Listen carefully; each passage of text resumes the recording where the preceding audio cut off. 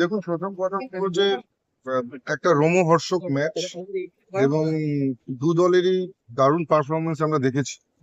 আর খেলায় নিশ্চিতভাবে হার জিত থাকে।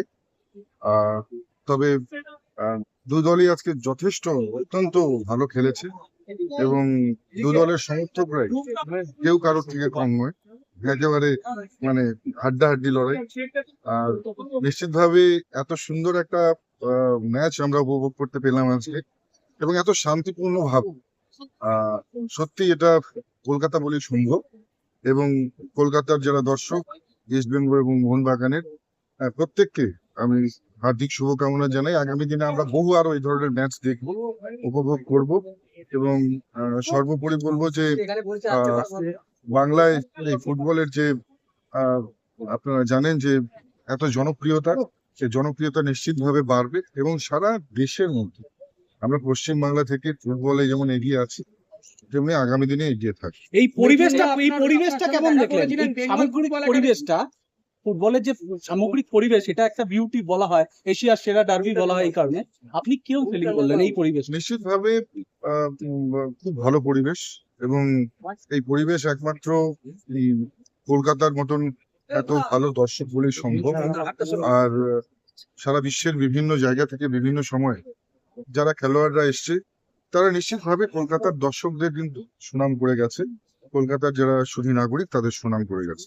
কিন্তু আমাদের দুঃখের বিষয় যে আপনারা জানেন যে গত একটা মেসি কাণ্ডে সবকিছু মেসাগার হয়ে গিয়েছে এবং সেটা আমাদের জন্য একটা কালো অধ্যায়, লজ্জাজনক অধ্যায়। এবং আমি প্রথম মন্ত্রণালয়ে বসেই সিদ্ধান্ত নিয়েছি যে এই ঘটনার পেছনে যারা কুচক্রীরা যারা জড়িত রয়েছে, যাদের কারণে এই ধরনের সাবোটেজ হয়েছে, যাদের কারণে বাংলার মাথাকে নিচু করতে হয়েছে, বাংলার সাধারণ মানুষের মাথা লজ্জায় হেট হয়ে গেছে, তাদেরকে ছেড়ে কথা বলা হবে না। তাদের জন্য উপযুক্ত, তারা যেরকম কাজ করেছে তাদের সেই কাজের জন্য সমান মাপের সাজা হবে নিশ্চিতভাবে। এবং আমরা যারা এজেন্সি রয়েছে তাদেরকেও পরিষ্কারভাবে বলে দিয়েছি যে মেসি কাণ্ডের সঙ্গে কে জড়িত সেটা তো নিশ্চিতভাবে তদন্ত সাপেক্ষে উঠে আসবে। কিন্তু যে সাধারণ মানুষ, দর্শকরা যারা নিজেদের কষ্টার্জিত পয়সা জমা করে যারা টিকিট কেটে যারা মাঠে খেলা দেখতে এসে মেসিকে দেখতে এসেও দেখতে পারেনি, বরঞ্চ তাদেরকে বিড়ম্বনার শিকার হতে হয়েছে, একটা খুব খারাপ অভিজ্ঞতা নিয়ে ফিরে যেতে হয়েছে, তাদের প্রত্যেককে আমরা তাদের যে কষ্টার্জিত অর্থ সেই অর্থ ফেরত দেওয়ার কথা বলেছি।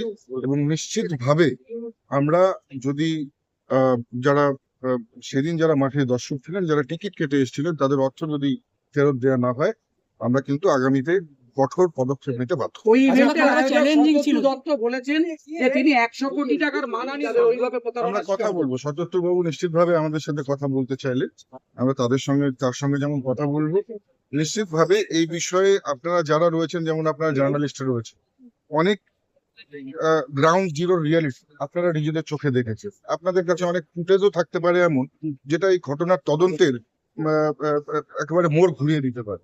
নিশ্চিতভাবে আপনারা যদি সহযোগিতার হাত বাড়াতে চান, আমরা অলওয়েজ ওয়েলকাম করছি। কারণ খেলাধুলোর ব্যাপারে পশ্চিমবঙ্গের রাজনীতি আমরা কোনোভাবেই বরদাস্ত করবো না। খেলার ময়দান রাজনীতি মুক্ত হবে, খেলোয়াড়রা রাজনীতি মুক্ত হবে এবং নিশ্চিতভাবে খেলার সঙ্গে জড়িত যে সমস্ত সংস্থাগুলো আছে, ফেডারেশন গুলো আছে, তাদেরকে নেপোটিজম মুক্ত হতে হবে, রাজনীতি মুক্ত হতে হবে এবং পরিবারবাদ মুক্ত হতে হবে। এটাই আমাদের মূল মন্ত্র। এই ডার্বি দেখতে কতদিন পর আপনি এলেন? না দেখুন, ডার্বি দেখতে আমি কতদিন পরে এলাম সেটা তো নিশ্চিতভাবে একটা প্রশ্ন, তার চেয়ে তো বড় প্রশ্ন যে লোকটা ডার্বি খেলেছে, যে লোকটা ডার্বিতে ইস্ট বেঙ্গলের হয়ে খেলেছে, মোহনবাগানের হয়ে খেলেছে, যে লোকটা ভারতবর্ষের প্রতিনিধিত্ব করেছে, যে এখন আইএফ এর প্রেসিডেন্ট, তাকে কি আমন্ত্রণ জানানো হয়েছিল এর আগে? আমার পাশে দাঁড়িয়ে আছে কল্যাণ, এআইএফ এর। তো যে সারা ভারতবর্ষের ফুটবলের প্রতিনিধিত্ব করছে, তাদেরকে আমন্ত্রণ জানানো হয়নি? আমরা তো দূরের, কোথায় আমাদের কে কোথায় গুরুত্ব দিতে হবে? নিশ্চিতভাবে আপনারা দেখেছেন পশ্চিমবঙ্গের যেমন সরকারের পরিবর্তন হয়েছে, নিশ্চিতভাবে যে সমাজ এতদিন পর্যন্ত ছিল, যে খেলাধুলোর মধ্যে যে রাজনীতি ছিল, সেই পরিবেশেরও পরিবর্তন ঘটবে এবং খেলার ময়দান রাজনীতি